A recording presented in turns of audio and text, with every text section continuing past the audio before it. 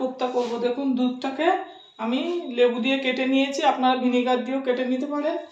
আর এরপর এর মধ্যে আমি এই লঙ্কা কুচি দিয়ে দিচ্ছি আর একটু আদা কুচি দিয়ে দেবো। এই যে একটু হলুদ দিয়ে দিচ্ছি, একটু নুন দিয়ে দিচ্ছি,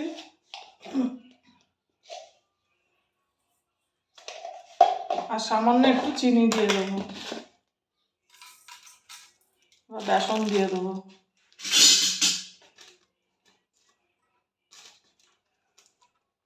এগুলো আমি বানিয়ে নিয়েছি, এই যে এরকম করে বানিয়ে নিয়েছি। আমি খুব অল্পই বানাবো। এই যে এর মধ্যে তেল দিয়ে দেবো, এর মধ্যে একটু আদা নিয়ে নিয়েছি, টমেটো আর কাঁচা লঙ্কা, এটা দিয়ে এটা বাটবো। এখন কোপ্তাগুলো আমার ভাজা হয়ে গেছে। এর সঙ্গে আমি একটু ছোট আলুও ভেজে নিয়েছি। এর মধ্যে আমি এলাচ, লবঙ্গ আর দারচিনি দিয়ে দিলাম।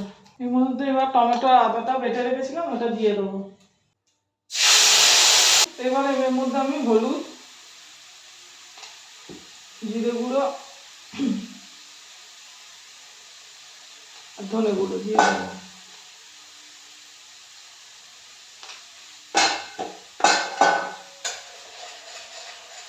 আমি জল দিয়ে দেবো।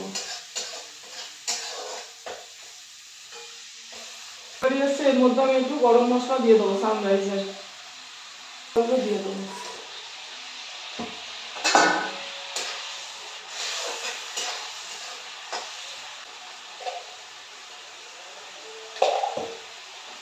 দিয়ে একটু জল দিয়ে দেবো।